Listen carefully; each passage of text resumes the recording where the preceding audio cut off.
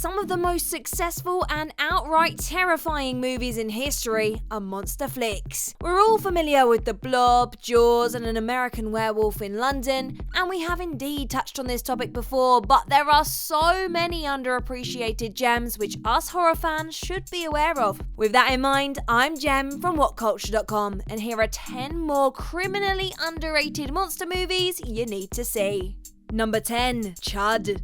Chud opens with a series of mysterious murders on the streets of New York City. Suspecting the killers live underground, an eccentric group band together to uncover the truth. To their horror, they discover the government has been illegally dumping toxic waste in New York sewers for years, transforming the homeless denizens into killer mutants. Because Chud, which stands for Cannibalistic Humanoid Underground Dwellers, don't appear for over an hour, the film could be really boring. But due to stellar performances from John Hurd and Daniel Stern, who starred together years later in Home Alone, viewers are left utterly captivated as they learn more about these creatures and the conspiracy behind what created them. Even though the mutants' design is simple, it's highly effective. With their glowing eyes, melted faces, and pained expressions, you feel uncomfortable every time they're on screen. Although Chud could have been a brainless B-movie, it has a surprisingly effective social commentary about how homeless are constantly mistreated and dehumanized. Because this message is still relevant in today's world, modern viewers still find themselves gravitating towards Chud, even after nearly 40 years. Number 9. The Deadly Spawn. In The Deadly Spawn, a horde of carnivorous aliens crash land on Earth and take residence in the basement of a suburban home. After the parents, Sam and Barb, are eaten by the extraterrestrials, it's up to their son, Charles, to save the day. Considering the budget for The Deadly Spawn was a measly $25,000, it's actually astonishing how impressive the visual effects are, especially the titular monsters. With little money to work with, you'd expect the bloodshed to be limited and tacky. Fortunately, SFX whiz John Dodds was able to craft some incredibly convincing gore. Even though a lot of the death scenes relied on paper mache and puppetry, you can't help but wince when you see an alien tear off someone's face with 3,000 teeth. Also, it's a nice change of pace to see a child in a horror movie that's not really annoying.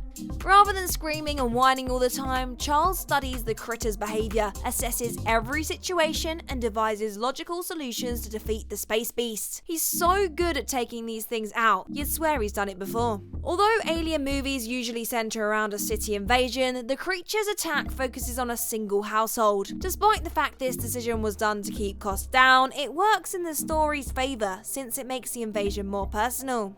Number 8. Q, the Winged Serpent. Before the creation of CGI, films like King Kong and Jason and the Argonauts relied on stop motion to bring monsters to life. Despite being a staple in horror for decades, this form of filmmaking started dying out during the 1980s. In fact, one of the last creature features to rely on this stop motion is Q, the Winged Serpent. In this 1982 film, New York is attacked by an Aztec lizard god called Quetzalcoatl. When failed pianist Jimmy Quinn stumbles upon its nesting ground, he takes it upon himself to put a stop to this tyrannical serpent. Although Q sounds like it's gonna be a by-the-numbers monster flick, the origins of Quetzalcoatl are more complicated than you'd expect, which makes the story far more intriguing. Even though the behemoth is pretty cool, what makes the movie work is the protagonist. Rather than depicting Quinn as a lovable hero, he's a manipulative, cowardly, alcoholic ex-con. Although he's trying to save New York from Quetzalcoatl, it's only so he can make money out of it. Even though we should hate this guy, portraying our hero like this makes all of his scenes endlessly entertaining.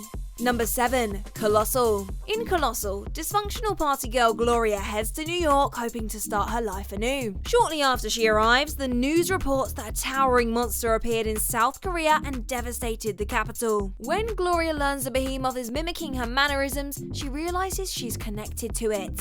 If you saw Colossal's trailer and worried it revealed too much, it's not the case. Without giving anything away, this fantasy drama is much darker than it seems and goes in directions you don't expect. Although it feels like Colossal will peak at the halfway point, it keeps throwing brand new ideas at you until the very end. If you're expecting the movie to discuss the hows and whys of Gloria's dilemma, it doesn't. Instead, it centers on how Gloria's newfound power can be used for good or evil. Although she initially sees the monster as a burden, she uses her bond with it to retake control of her life. If you want a traditional monster movie, Colossal might not be for you. But if you're looking for something that subverts expectations, this should hit the spot.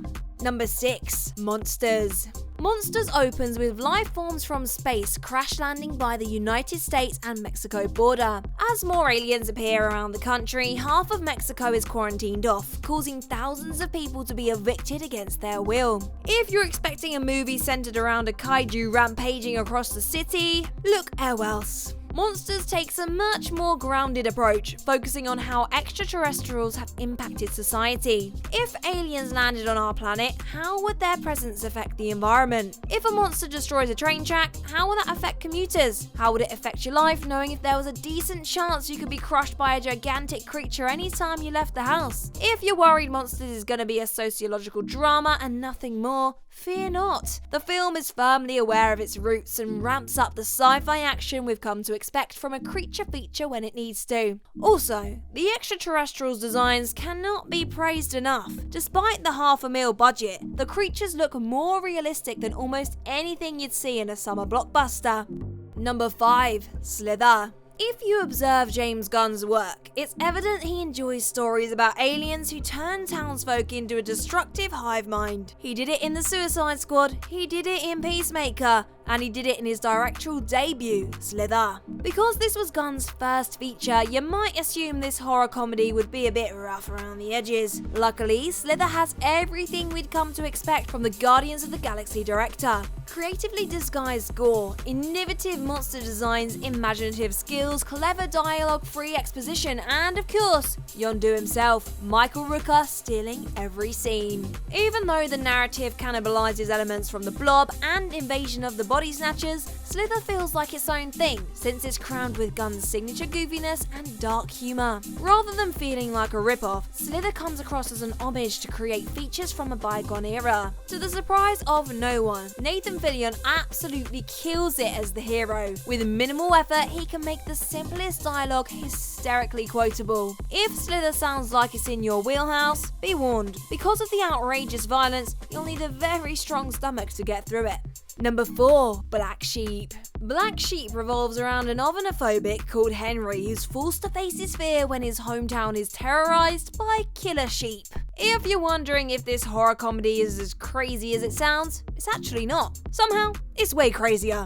Not only do these genetically engineered farm animals devour anyone they encounter, their bite transforms their victims into sheep zombies. And like any B-movie worth its salt, the film concludes with a showdown against a super sheep. I mean, we would have been deeply disappointed if it didn't. Even though Black Sheep never takes itself too seriously, the flesh-eating ewes are much scarier than you'd imagine. Because the special effects were handled by the same company behind the Lord of the Rings Gollum, these balmy critters look surprisingly authentic, making the killer spree more horrifying. The movie also spends a sizable chunk of time setting up the main characters, which makes you much more invested when these woolly beasts tear them into pieces. If you're looking for a monster flick that's horrifying, ridiculous, and hilarious, Black Sheep will feel like it was made for you.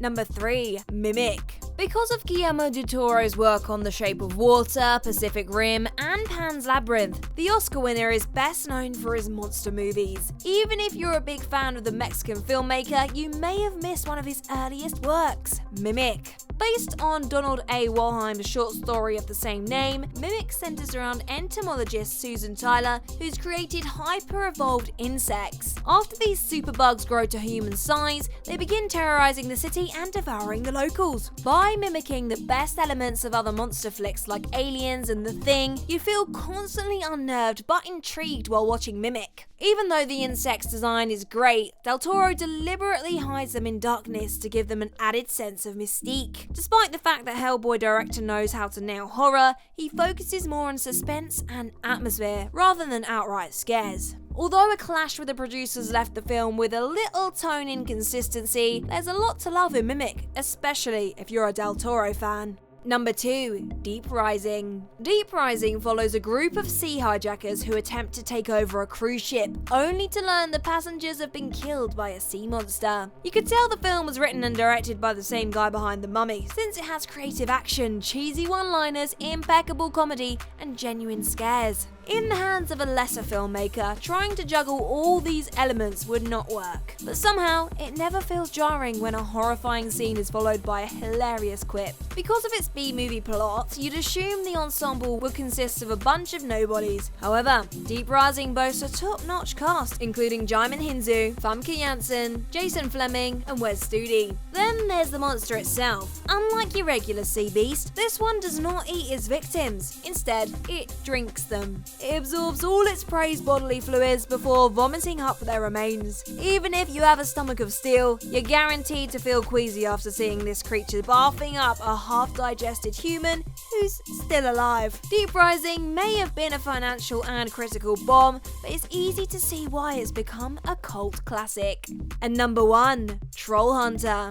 People like to have a go at the Blair Witch Project, since it's responsible for creating a plethora of gimmicky found footage features. Even though the bad outweighs the good, the genre has given birth to some innovative mockumentaries such as Cloverfield and Deadstream. However, Troll Hunter may be the crown jewel of found footage. In this dark fantasy, a group of students are recording a doc about a suspected poacher called Hans, only to learn he's sanctioned by the government to capture trolls. As bonkers as it sounds, you'd totally buy it, since Troll Hunter takes itself so seriously. Hans talks about the Nordic giants with such sincerity, you believe him when he says they walk among us. When we see a giant trudging through the forest, you get a sense of power and weight from these creatures, giving legitimacy to this documentary. In many monster movies, the viewer can become bored anytime the creature isn't on screen. However, the characters speak about the malformed titans with such conviction, every scene is captivating, whether or not the beasts play a part. And that sums up our list of 10 more criminally underrated monster movies you need to see. If you can think of any more, then let us know in the comments down below, and while you're there, drop us a like, share and subscribe too. I've been Jem from WhatCulture.com, and I'll catch you here next time.